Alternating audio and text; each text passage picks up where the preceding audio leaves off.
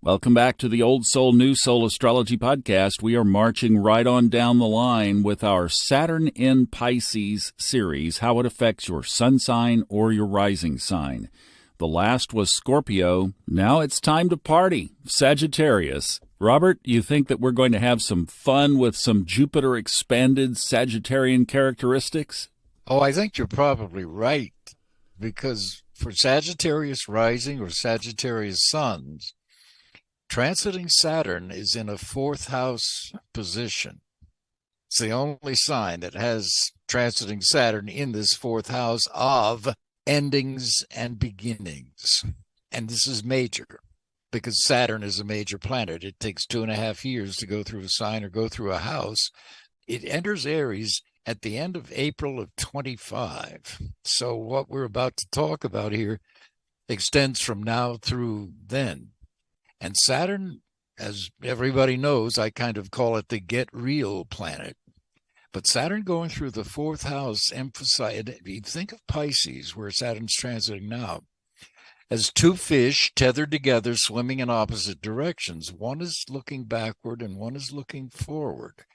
So in a very major way for Sagittarius rising, Sagittarius sun, between now and the spring of 25 is a time of important endings and new beginnings connected, first of all, with home and family. So depending on your age and the age of your siblings and your parents and your relatives, this can be a time of endings, even up to and including deaths, important deaths in your circle.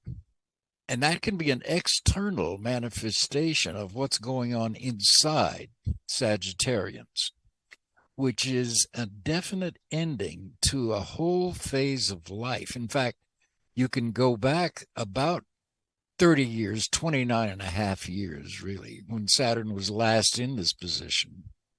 And think about what was going on with you in terms of where you lived, what you were doing for work and career and so on, because in a lot of ways, this period is also a transition from a whole previous attitude toward life into a new, a very exciting attitude toward life. This whole philosophy of life, your philosophy of life as a Sagittarian, rising or sun sign, is in transition. Pisces is a transitional sign.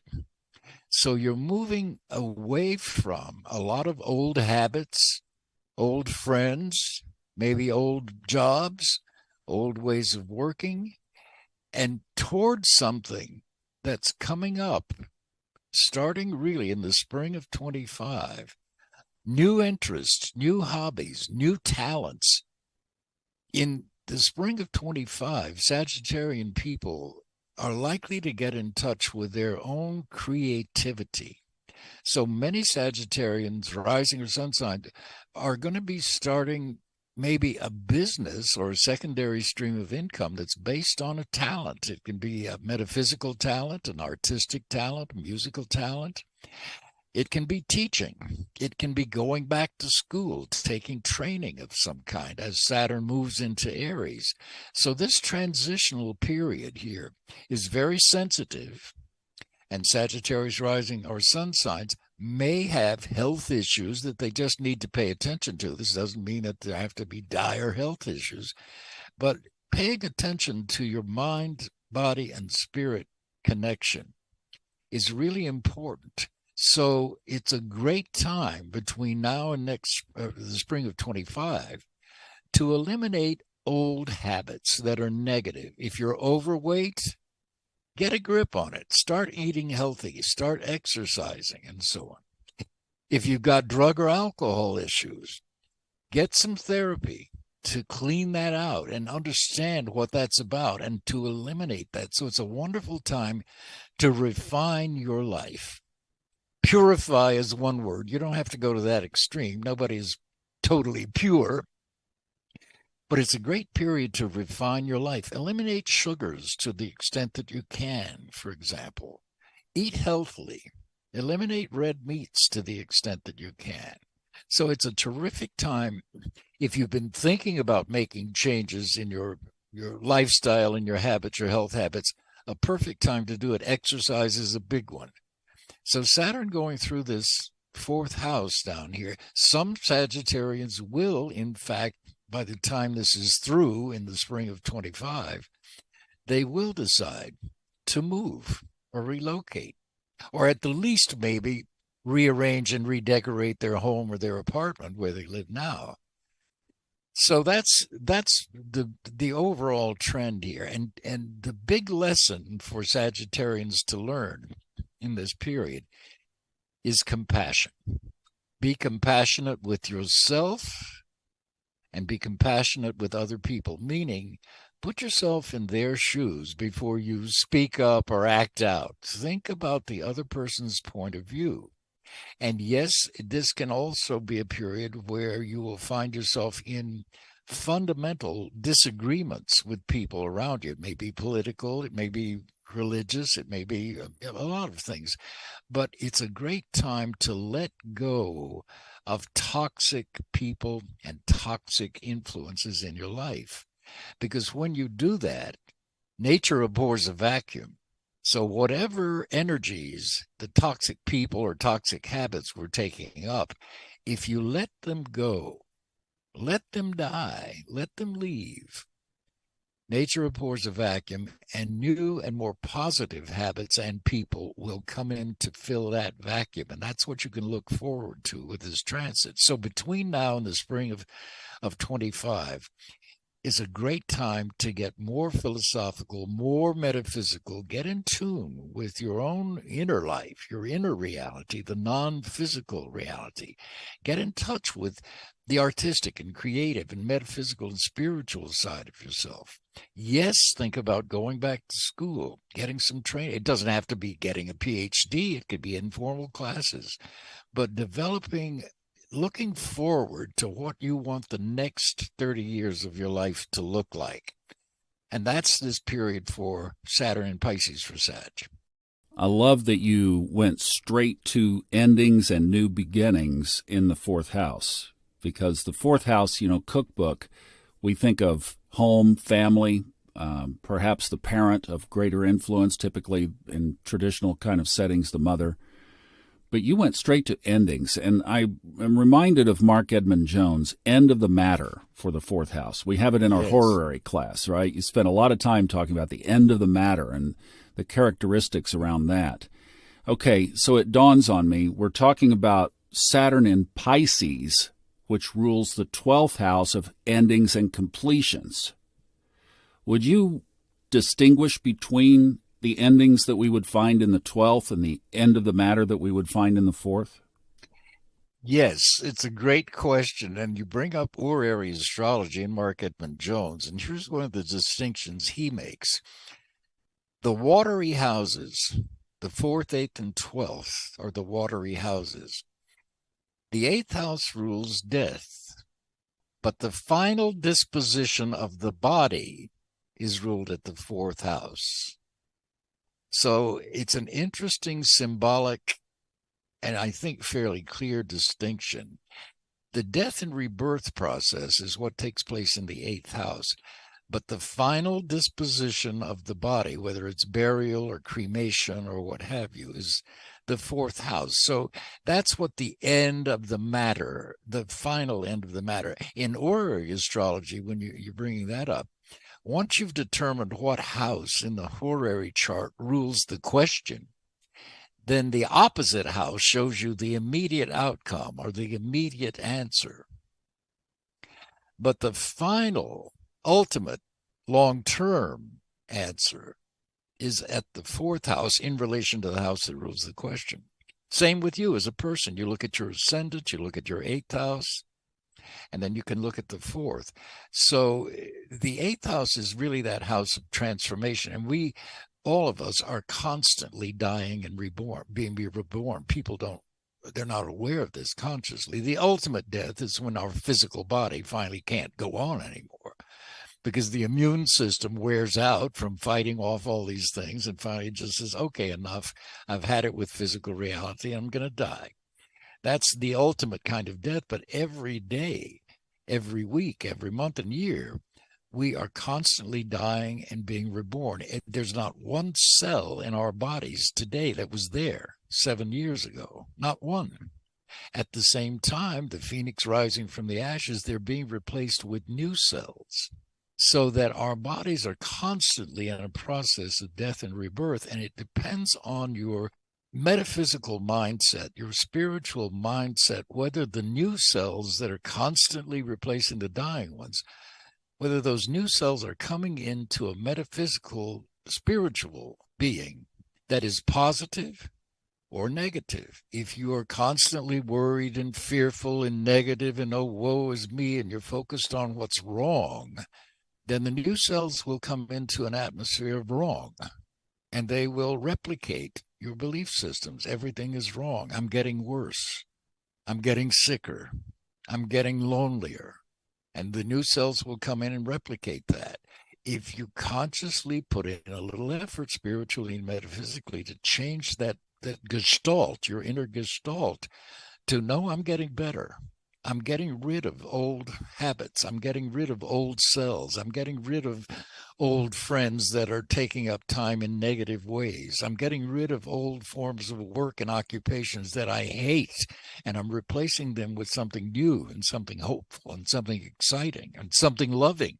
Then the new cells will come in and replicate that, so that over time, 7 years is all it takes, because that's how long it takes for every cell in the body to be replaced. So we're constantly dying and being reborn, and we're not even aware of it. But it's going on, and all you have to do to be aware of it is just remind yourself that that process is going on. There's nothing in my body today, not one cell, tissue, organ, bone, nothing that was there 7 years ago, and yet we're not even aware of this constant death and rebirth process. And that's very much attached to the Saturn in Pisces for Sagittarius. So then 12th house endings. There's not a 13th house, right? It is the end. The 12th house is not so much about endings as transitions, really. It's the last sign before Aries of new beginnings. So in that sense, it's related to death, but it's very much more of it's a double sign. So part of Pisces is looking backward at where I've been and what I've been and how I've been. And the other part of Pisces is looking forward to what I can be, what I want to be, what I picture being. And there are a lot of people out there who are neurotic and nervous and anxious and depressed and on and on and on. And then when they look forward, they become more anxious and more depressed, because unless they can have a vision for themselves going forward. And so the 12th house is really a very transitional sign. You know, in astrology, it rules hospitals and clinics and institutions like that. It also rules prisons, where we send people who are a menace to society. We put them in prison to protect society from them. So it's a very collective house, the 12th house. The 4th house is it's the most personal house that we have in the deepest emotional sense. It's the foundation of our lives. So for Sagittarian people today, with Saturn transiting Pisces, it's transiting their sense of foundation. And it can feel a little uncertain in Pisces because it is a transitional sign. But it's moving toward Aries. It's moving toward a major new start when Saturn goes into Aries. That starts in 2025, especially around the spring. Does that make sense? Yeah, it does. And I'm working through these distinctions in my mind, and I think people will appreciate this. Get a pen out, because I think this is the summation of it. The 8th would be more transformational, death and rebirth. The 12th is more transitional, forward, back, starting over again. And the 4th, to me, I'm picturing a cul-de-sac, the end, the dead end. Right? I love that description. Absolutely. Okay. Transformational, transitional, and new beginnings. Yeah. Wow. That's cool. So in essence, for people with Sag rising or Sag sun, between now and the spring of 2025 is where they are laying a new foundation for the next 30 years of their lives. And I can see it in my own life. I don't happen to have Saturn transiting the 4th, But I'm very conscious of this Saturn in Pisces process of moving forward and new starts. Pisces is the 12th sign, the 12th house. And you know the old cliche about the 12th house, secret sorrow, self-undoing. And that is the negative side of the 12th house. But people forget that the 12th house also shows hidden treasure and hidden support. So if you consciously start thinking about the sign on your 12th house and the planets in your 12th house and the 12th house ruler and where it is and so on, you begin to consciously appreciate your 12th house. If you have any negative habits that may be shown there in the 12th or by the ruler of the 12th, eliminating those negative habits, the process of doing that reverses. It's like flipping over the leaf. If you're an alcoholic and you stop drinking, then all of the energy that you were wasting and dissipating in alcoholism is now free to be creative and constructive rather than destructive. So the 12th house and Pisces itself rule dissipation, wasting of self, why it's associated with wasting diseases, for example. But to consciously apprehend it, you can think about, well, what is Pisces other than a transitional sign, as you mentioned? And I'm leaving one thing and moving toward another. Well, am I moving toward more negativity? Or am I leaving negativity and moving toward a much more positive and constructive and self-determined future? Aries is the sign of the self. And one of the key phrases or key themes of Saturn transiting through Pisces, I just was reading something the other day, Thomas, by a woman who'd spent her entire life as a caregiver in hospice, caring for the sick and the dying. And she's written a book now about the top 5 regrets of the dying, people who are dying. What are their top 5 regrets? Number 1 is, I wish I had lived my life according to what I wanted to do, rather than living it for other people. That was number 1. And that is really the key to Saturn in Pisces heading toward Aries. Figure out I don't care whether it sounds practical or not. Think about, what do I really want to do? Start it as a hobby. Start it as something that's fun, that gives you pleasure. You may be able to turn it into a secondary income stream down the road. But start living, and it doesn't mean in a selfish way, because Saturn in Pisces does demand compassion for other people, as I already mentioned. But it does mean loving yourself too, and honoring what you want to do. And that's where you should be headed. I am so loving that, and have actually been facing it in my own dialogue with my own self here lately. It's been a point of conversation. I can't get out of here, though, without asking about Jupiter, because Jupiter rules Sagittarius, and it ruled Pisces before Neptune was discovered. So do we bring Jupiter to the table? You bet. And great point. You know, Sagittarius is the sign of the wanderer, the traveler. And that means mentally and philosophically as well as geographically. Sagittarius sun, Sagittarius rising tends to indicate a person who never stops searching. They want to know more, see more, experience more, get higher in the metaphysical sense as opposed to smoking a joint. But that's a path to it too for some people. So yes, you bring in Sagittarius and Jupiter along with Pisces. And Pisces does rule hospitals. Jupiter rules physicians and healing in particular. So that association with Saturn now going through Pisces has a connotation of healing myself, healing my foundations. So this is why it's likely when Sag rising, Sag sun, with Saturn transiting the 4th house in Pisces, that's why it's likely to have important epochs in your family life, whatever family you may have, relatives, parents, siblings particularly. And there may be things like serious illnesses or deaths or losses among those people, which are meant to remind you, A, of your own finality, your own mortality, if you will, but also they are symbols of being free, and liberated from past influences, particularly genetic and family influences, emotional, psychological, physiological, and spiritual. So there's that sense of adventure that comes along with Jupiter as a co-ruler of Pisces, and that's where you're meant to look forward. The two fish swimming in opposite direction, the one looking forward. Look forward with a sense of adventure and freedom. Freedom to be who I really want to be now at this stage of my life, which may be very different from what you set out to do 30 years ago or 60 years ago. It can be a wonderful time of adventure as long as you let things naturally pass away. Well, this has just been great stuff. I love these analogies, and what a deep sign for Saturn to be in Pisces and correlating, and house as well with the fourth house. Thank you so much, Robert.